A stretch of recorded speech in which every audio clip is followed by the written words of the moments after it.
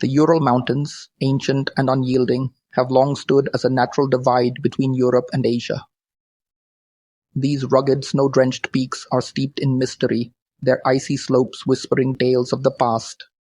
But no legend, no ghost story, compares to the horrifying reality of what unfolded there in early 1959. It was an adventure planned with precision. A group of 10 students and graduates from the Ural Polytechnic Institute in Sverdlovsk, now Yekaterinburg, set out on an ambitious trek across the frozen wilderness of northern Soviet Russia. The expedition was led by 23-year-old Igor Dyatlov, a seasoned hiker and a man respected for his meticulous planning and discipline. The group consisted of 8 men and 2 women, each an experienced Grade 2 hiker. Upon completion of this journey, they would receive the prestigious Grade 3 certification, the highest level of Soviet hiking expertise. Their route was classified as a Category 3 difficulty, demanding but nothing beyond their capabilities. Before their departure, they meticulously prepared, packing food, warm clothing, climbing equipment, and a journal to document their journey. The plan was to reach Mount Otorten, an isolated peak whose name in the indigenous Mansi language ominously translates to "don't go there." Yet with all their preparation, nothing could have readied them for what lay ahead.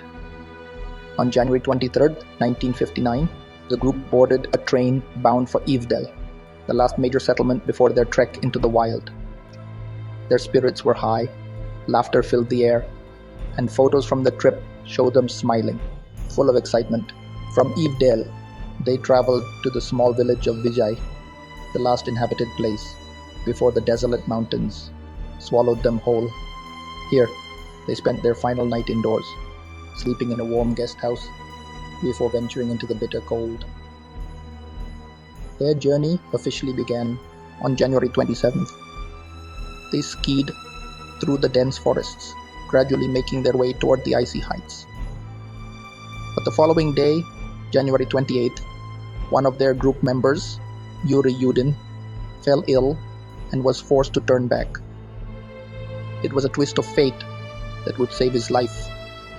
Yudin said his goodbyes, watching his friends disappear into the white wilderness.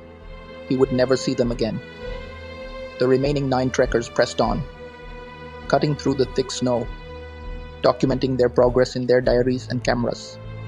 Their writings revealed nothing out of the ordinary, no signs of distress or fear. They joked, played games, and took photographs of one another against the vast, unforgiving landscape.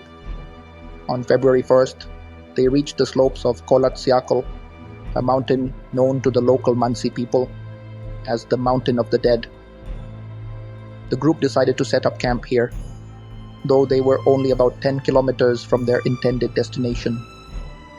It's believed they chose this exposed site to practice camping in harsher conditions. As the sun dipped below the horizon, temperatures plummeted to nearly 30 degrees C, 22 degrees C. The wind howled through the darkness, and the hikers, tucked inside their shared tent, prepared for another frigid night. They would never wake up. Back home, their expected return date of February 12th came and went. Friends and family grew concerned. At first, authorities dismissed their absence, assuming they had merely been delayed by bad weather. But as days passed with no word, worry turned to fear. By February 20th, search teams were assembled, comprising fellow students, military personnel, and local Mansi guides. Helicopters and aircraft were dispatched to scan the mountains from above. Then, on February 26th, searchers stumbled upon something chilling. The group's tent was found high on the mountain slope, completely abandoned. But it wasn't just deserted. It had the end slashed open from the inside. Scattered footprints, some barefoot, others in socks, led away from the tent, disappearing into the snow. The searchers followed the tracks, leading them to the edge of a forest, nearly 1.5 kilometers, a mile, downhill. There, beneath a towering cedar tree, they found the first 2 bodies, Yuri Doroshenko and Georgy Krivonishenko. Both were lying in the snow, dressed in only their underwear. Their hands were raw and bloody, as though they had desperately tried to climb the tree. Above them, the bark had been torn away. Nearby, remnants of a fire smoldered, but it hadn't been enough to save them. As the search widened, 3 more bodies were found between the cedar tree and the tent, seemingly frozen in place as they had tried to return to their camp. Igor Dyatlov, Zinaida Kolmogorova, and Rustem Slobodin had died from hypothermia, their bodies positioned as if they had collapsed mid-struggle.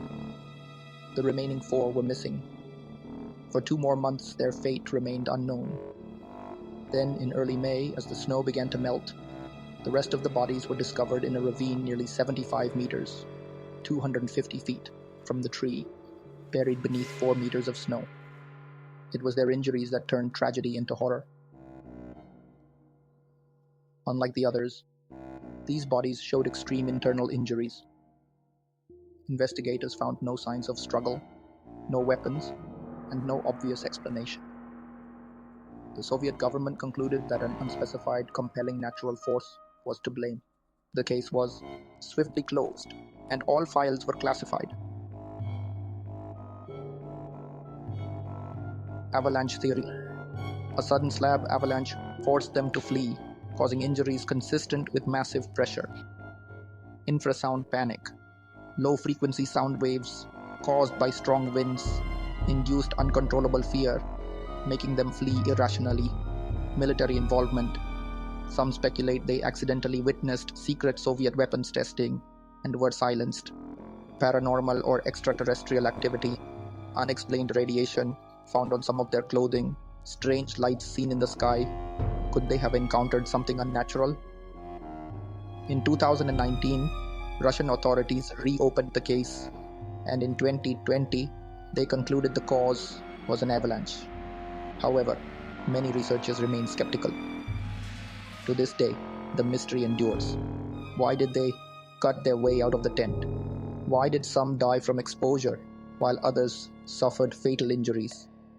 What really happened on that remote, frozen mountainside?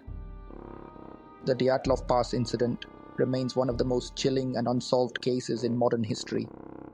The Ural Mountains still stand, silent and unyielding, keeping their secrets buried beneath the snow.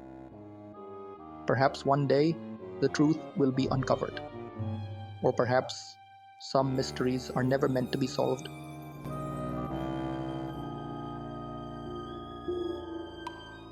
And if you love real-life mysteries, don't forget to like, subscribe, and hit the notification bell for more unsolved cases.